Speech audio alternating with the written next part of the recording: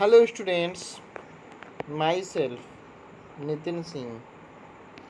आज के इस वीडियो में हम लोग असेसमेंट फॉर लर्निंग पेपर में यूनिट 5 में डिस्कशन करेंगे। इससे प्रीवियस के वीडियोज़ में हम लोगों ने एनपीसी, नॉर्मल पॉवर्टी कर्व, सामान्य संभाव्यता वक्र, सामान्य प्रायिकता वक्र या प्रायिकताओं का वक्र इत्यादि बिंदुओं के बारे में देखा कि इसका हिस्टोरिकल बैकग्राउंड क्या है, इसके क्या क्या कैरेक्टरिस्टिक्स हैं, इसके क्या क्या यूजेज हैं। इन सब को 2 से 3 वीडियोज 4 वीडियोज में हम लोगों ने देखने का प्रयास किया है।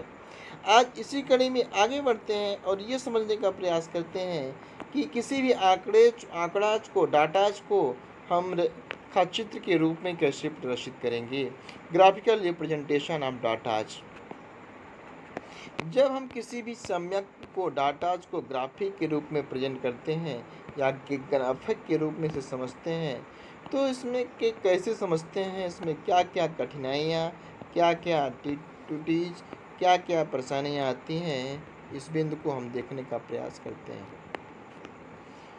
सांख्यिकी विद, सांख्यिकी या जो सांख्यिकीयंस होते हैं, स्टैटिस्टिशियन होते हैं, वो समयांकों को भली बात समझ सकते हैं। सही बात, किसी भी डाटाज को समझना ये सांख्यिकी विद का ही काम है, ये वही लोग समझ सकते हैं। साधारण जनमानस जो होता है इस डाटाज का नहीं समझ पाता, अर्थात साधारण जनमानस के लिए इस डाटाज का कोई विशेष अर्थ नहीं निकलता। लेकिन कभी काल विभिन्न उद्देश्यों के लिए जो सामान्य जनमानस होता है उसको डाटाज को जानना अत्यंत आवश्यक होता है। जैसे सामान्य जनमानस के लिए डाटाज को जानना कैसे जरूरी होता है, इसके क्या क्या उद्देश्य हो सकते हैं अलग अलग। जैसे हम पहला उद्देश्य समझते हैं कि किसी विद्यालय की विभिन्न कक्षाओं में छात्रों की संख्या ज्ञात करना, या विभिन्न वर्षों में छात्रों की संख्या में वृद्धि ज्ञात करना, या विभिन्न वर्षों में छात्रों के विभिन्न विषयों में सफलता का ज्ञान ज्ञात कर, सफलता पता लगाना कि इस विषय में इस वर्ष में कितने लोग अच्छे अंक स्कोर किए, इस वर्ष इस अंक इसमें कितने बच्चों ने स्कोर किया। इन सब बातों को समझने के लिए डाटाज को प्रेजेंट करना आवश्यक हो जाता है, जिससे साधारण जनमानस इस बात को समझ सके। इसको समझने के लिए अत्यंत ही आवश्यक होता है। सांख्यिकी का एक उद्देश्य ये भी है कि अपने डाटाज को जनमानस के पहुंच के योग्य बनाना भी। सांख्यिकी में बताया गया है डाटाज को इस रूप में प्रेजेंट किया जाए साधारण जनमानस भी उसका उपयोग या लाभ प्राप्त कर सके। यदि ऐसा नहीं कर रहा है इसका मतलब वो डाटा निरर्थक है, केवल स्टैटिस्टिशियन ही उसका उपयोग कर सकते हैं। तो सांख्यिकी का एक यूज ये भी है कि हमारे डाटाज को आम पीपुल तक, आम लोगों तक पहुंचाया जा सके। नेक्स्ट, डाटाज को साधारण जनमानस के लिए उपयोगी व बोधगम्य बनाने के लिए उन्हें ग्राफिक के रूप में प्रस्तुत किया जाता है। ग्राफ चित्र के रूप में, ग्राफ चित्र के रूप में कैसे प्रेजेंट किया जाता है, इसलिए कि जो साधारण जनमानस है उस डाटाज को बड़ी सहजता के साथ, बड़ी सरलता के साथ, संपन्नता के साथ उसको समझ जाए, सुगमता के साथ समझ जाए, उसके लिए रेखा चित्रों की सहायता से डाटाज को सरलता और शीघ्रता से समझ में आ सके और अधिक समय तक याद रहे या स्मरणीय रहे उस बात तथ्य को, इसलिए इसका उपयोग हमको पड़ता है। विभिन्न प्रकार के रेखा चित्रों को तैयार करने की विधियों को समझने से पूर्व हम ये समझ लें कि रेखा चित्रों को प्रेजेंट करने के लिए उसकी गणितीय शब्दावली क्या है, उसके क्या क्या सिद्धांत हैं, वो किसके किन किन परंपराओं को जान लेना उचित है। इसके जान लेने से डाटाज को बड़े व्यवस्थित रूप में कैसे प्रेजेंट किया जाता है, इन सब बातों को हम समझते हैं। इस प्रकार से हम दो संदर्भ की बात करें, निर्देशांक अक्ष की बात करें, तो हम एक्सिस ऑफ कोऑर्डिनेट्स कहते हैं एक्स एक्सिस और वाई एक्सिस। एक्स एक्सिस भुजांक अभ्यासिका और वर्टिकल जो वाई एक्सिस है उसको वर्टिसेस के रूप में कैसे समझते हैं, उसका कैसे ग्राफ देखते हैं, इस बिंदु को हम देखने का प्रयास करते हैं, इस वीडियो में जानते हैं। देखिए, जब हम ये बात कर रहे हैं कि हम अपने डाटाज को ग्राफी के रूप में प्रेजेंट करने से पहले उसके कोऑर्डिनेट को समझते हैं या उसके कोऑर्डिनेट की बातों को हम जान लेते हैं, तो इसमें दो तथ्य सामने आते हैं। ये जो कोऑर्डिनेट्स हैं ये 4 कोऑर्डिनेट्स होते हैं। ये जो 4 कोऑर्डिनेट्स हैं जो इस प्रकार हैं, जिसमें ये कहा गया कि डाटाज को फर्स्ट कोऑर्डिनेट, सेकंड कोऑर्डिनेट और थर्ड कोऑर्डिनेट में डिस्ट्रीब्यूट किया गया। जैसे कि ये फर्स्ट कोऑर्डिनेट जिसमें एक्स एक्सिस ये और ये वर्टिकल वाई एक्सिस, ये भी वाई एक्सिस। एक्स एक्सिस में जो भी कोऑर्डिनेट पड़ेंगे अर्थात फर्स्ट कोऑर्डिनेट में ये दोनों पॉजिटिव होंगे। जैसे ये देखिए 0 एक्सिस है, 0 एक्सिस से जब राइट साइड जाएंगे तो आप देखेंगे +1 +2 +3 +4 एंड सो ऑन। और इसी से जब हम लेफ्ट साइड जाएंगे तो अब देखेंगे -1 -2 -3 -5 and so on. X axis से जब अपवर्ड की डायरेक्शन में जाएंगे, ऊपर की दिशा में जाएंगे तो positive sign as like +2 +3 +4 +5 +7 and so on. X axis के जब डाउनवर्ड में जाएंगे, नीचे के डायरेक्शन में जाएंगे, -1 -2 -3 -5 एंड सो ऑन। तो आपने ये देख लिया कि हम किसी भी एक्सिस में उसके डाटाज को जब कोऑर्डिनेट के फॉर्म में प्रेजेंट करते हैं, उनके कोऑर्डिनेट्स में उसके क्या क्या साइंस होते हैं उसको समझ लिया। जैसे धनात्मक साइन दोनों हो, यदि एक्स एक्सिस और वाई दोनों पॉजिटिव हो तो फर्स्ट कोऑर्डिनेट, एक्स एक्सिस और वाई एक्सिस एक्स नेगेटिव हो वाई पॉजिटिव हो तो सेकंड कोऑर्डिनेट। जैसे इसमें पॉइंट -4 और 3, एक्स जो x -4 है वो नेगेटिव है अर्थात सेकंड कोऑर्डिनेट, और जो y एक्सिस की बात आती है वो फर्स्ट कोऑर्डिनेट। हम कोऑर्डिनेट जब लिखते रहे होते हैं तो पहला डिजिट जो लिखते हैं एक्स एक्सिस ही होता है।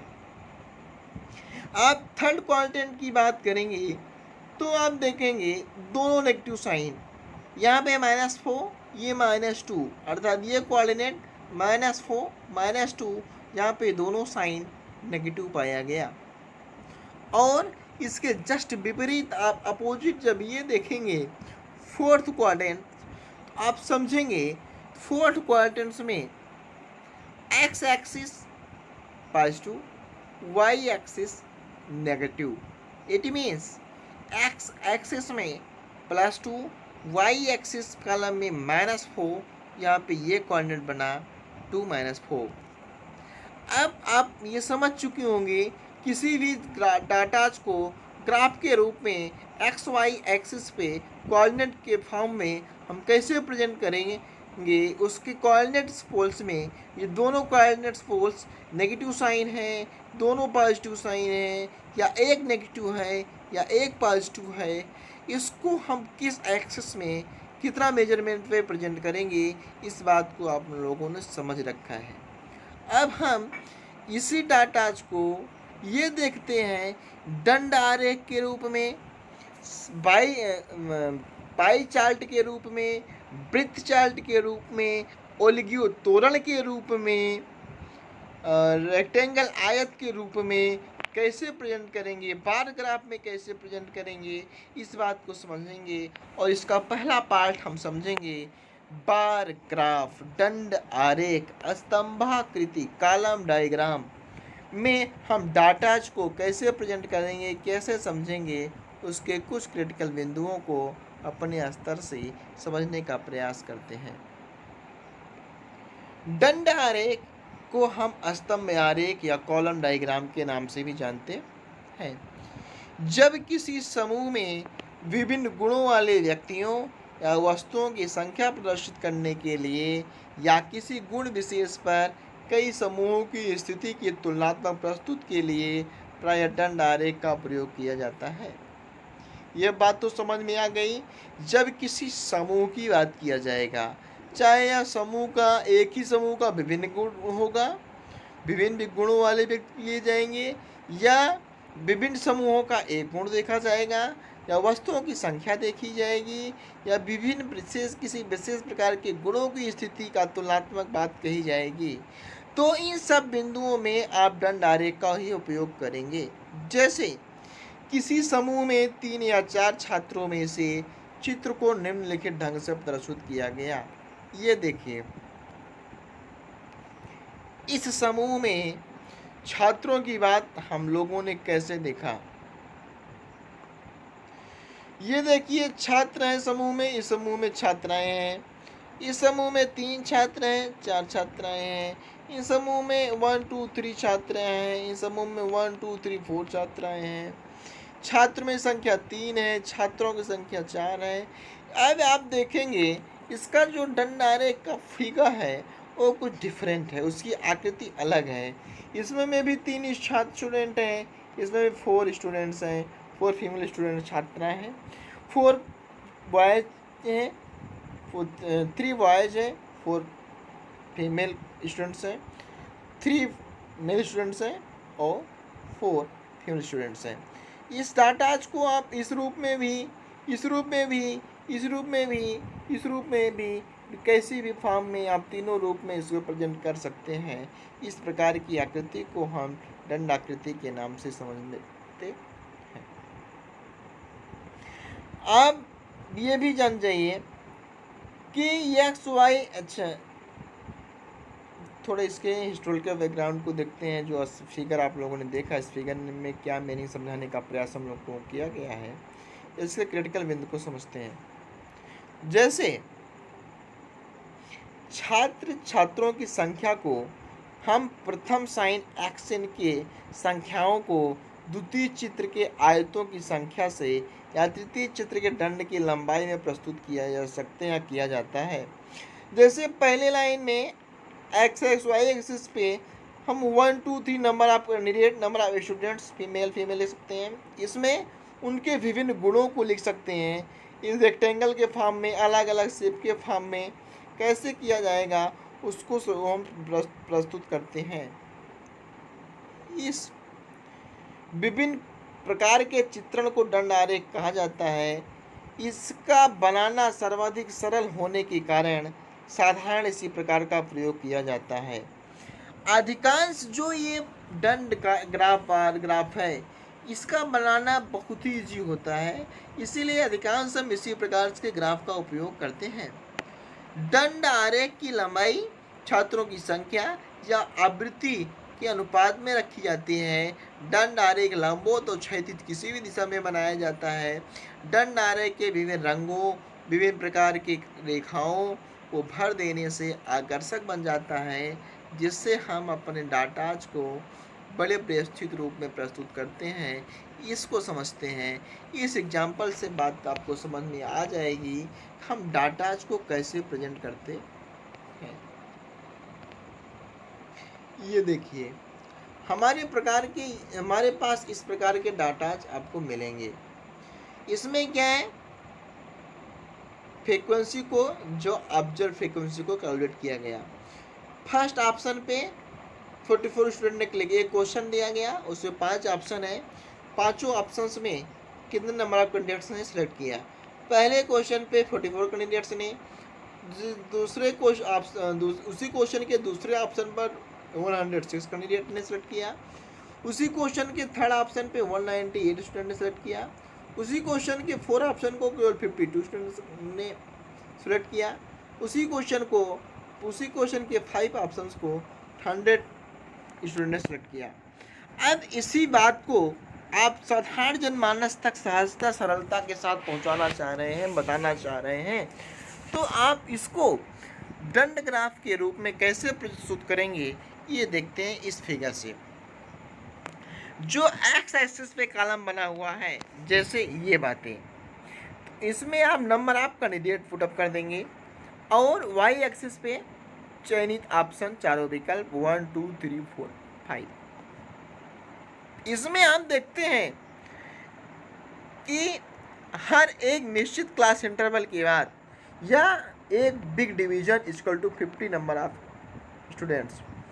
तो जब एक विकल्प पे 50 विद्यार्थियों की बात हमने किया तो 50-50 के इंटरवल में हमने नंबर ऑफ स्टूडेंट को पुटअप कर दिया। फिर 0 से 50, 100 से 51, 51 से 100, 1 से 50, 151 से 200, 201 से 550 तक। अब इस रो में 1 2 3 4 चयनित ऑप्शन। अब देखिए पहले ऑप्शन पे 44 कैंडिडेट ने सेलेक्ट किया, तो पहले ऑप्शन पे इसका जो फिगर बना ये 50 है, 50 से कुछ लेस, इसका मतलब ये 44। दूसरे क्वेश्चन पे 106 स्टूडेंट ने सेलेक्ट किया, सो ये है इससे कुछ है 106। तीसरे को ऑप्शन पे 198 स्टूडेंट, ये 200 है, इससे कुछ अधिक 198। फोर्थ ऑप्शन पे 52, ये 50, इससे कुछ अधिक 52। फिफ्थ ऑप्शन पे 100, ये 100 है, एक्यूरेट। इस प्रकार से आकृति को आप दंड ग्राफ के रूप में इसको प्रेजेंट करते हैं। ऐसे दो ऑप्शन होगा, नंबर ऑफ वैकेंसीज या नंबर ऑफ कैंडिडेट्स, इसको हम इस रूप में ऐसे प्रस्तुत करते हैं। एक क्वेश्चन और देखते हैं, इसको हम भी प्रेजेंट करेंगे। किसी विभिन्न प्रकार का परीक्षण दिया गया या आपका होमवर्क है, आप लोग इसे करके कमेंट करके बताएंगे और इसके ग्राफ को आप भी करके भी कमेंट करेंगे। ये क्लास दिया गया, एक क्लास में कोई सामान्य ज्ञान का परीक्षण किया गया। उस सामान्य ज्ञान परीक्षण में पाया गया कि अधिकांश नंबर ऑफ कैंडिडेट्स का जो अनुमान है वो इस प्रकार है, जिसपे क्लास अलग अलग दिया गया। क्लास 12 में 47 मीन वैल्यू आई, क्लास 11 में 44 आई, क्लास 10th में 42 आई, क्लास 9 में 38 आई, क्लास 8 में 33 आई, क्लास 7th में 30 आई, क्लास 6 में 25 आई। इसी बात को आप दंड आरेख में कैसे प्रस्तुत करेंगे, इसका ग्राफ बना करके हमको आप कमेंट बॉक्स में दिखाएंगे, करेंगे, शेयर करेंगे। इस प्रकार से हम आज के वीडियो में दंड ग्राफ के बारे में समझने का प्रयास किया है। नेक्स्ट वीडियोज़ में पाई चार्ट या वृत्त ग्राफ के रूप में देखने का प्रयास करेंगे। डाटाज को इस ग्राफ के रूप में कैसे प्रेजेंट किया जाएगा। आज के लिए इतना ही। थैंक यू स्टूडेंट्स, वीडियो को वॉच करने के लिए। आपको वीडियो अच्छा लगे, वीडियो को लाइक करें, शेयर करें और चैनल्स को नितिन लर्निंग स्टेशन आप लोग सब्सक्राइब करें, और बेल आइकन को भी प्रेस करें, जिससे आपका इसका फर्दर अपडेट मिलता रहे। Thank you class.